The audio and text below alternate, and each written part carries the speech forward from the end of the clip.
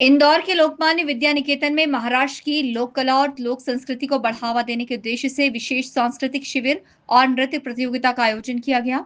आयोजन में कलाकारों और बच्चों ने पारंपरिक लोक नृत्य और सांस्कृतिक प्रस्तुतियों के जरिए महाराष्ट्र की समृद्ध परंपरा को मंच पर जीवंत किया।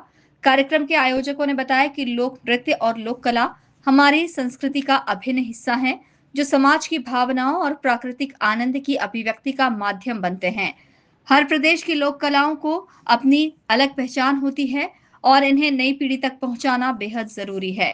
शिविर में महाराष्ट्र की पारंपरिक लोक कलाओं का प्रशिक्षण भी दिया जा रहा है। आयोजन के समापन समारोह में प्रतिभागी अपने कला का प्रदर्शन करेंगे। आयोजकों का कहना है कि इस पहल का मुख्य उद्देश्य इंदौर में महाराष्ट्र की लोक संस्कृति और कला का प्रचार प्रसार करना है, ताकि लोग इन परंपराओं को करीब से जान सकें। इस दौरान बच्चों में बढ़ती मोबाइल की लत को लेकर भी चिंता जताई गई। देखिए, लोक नृत्य और लोक कला जो है वो हमारी संस्कृति का अभिन्न अंग है और उसमें जो है अपने जो नेचुरल आनंद होता है उसकी अभिव्यक्ति का एक माध्यम है। बहुत आसान से स्टेप्स होते हैं पर वो हर प्रांत के कुछ अलग होते हैं, कुछ एक जैसे होते हैं। तो हमने विशेष रूप से महाराष्ट्र की लोक संस्कृति को इंदौर में मध्य प्रदेश में प्रचार प्रसार के लिए 4 दिवसीय लोक नृत्य और लोक कला प्रशिक्षण शिविर का आयोजन किया है। गत वर्ष जतरा के 25 वर्ष होने के उपलक्ष्य में हमने एक नृत्य स्पर्धा की थी। उस वक्त यहाँ के जो अभी निर्देशक आए हैं अनिल नरहर सुतार जी, वो निर्णायक के रूप में आए थे और तब उनको जानकारी मिली कि महाराष्ट्र के लोक नृत्यों की बहुत समृद्ध परंपरा है। नॉर्मली तो हमें लावणी या पोवाड़ा या गोंडा इतना ही मालूम होता है, लेकिन उसके अलावा बहुत से नृत्य प्रकार और भी हैं।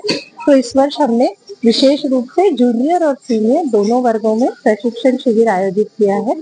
प्रशिक्षण शिविर कल 28 तारीख से शुरू हुआ है, 31 तारीख तक चलेगा। 31 तारीख को शाम को 5 बजे जो अंतिम समापन समारोह है उसमें जो प्रतिभागी हैं वो अपनी कला का प्रदर्शन भी करेंगे और उस दिन इस शिविर का समापन होगा। ये उद्देश्य यही है कि महाराष्ट्र की जो लोक कला और लोक संस्कृति के जो प्रकार बिल्कुल अनजान है उनको एक पहचान दिलाना और उसका सारा इंदौर में प्रचार प्रसार करना, वही हमारा उद्देश्य है। Marathi social group trust Maharashtra की संस्कृति के प्रचार प्रसार के लिए काम करता आया है, चाहे वो मैंगो जतरा हो, चाहे वो फूड फेस्टिवल जतरा हो। उसी कड़ी में हमारा ये एक और प्रयास। देखिए, ये बहुत जरूरी है कि हम उनको कुछ दूसरा अल्टरनेट दें।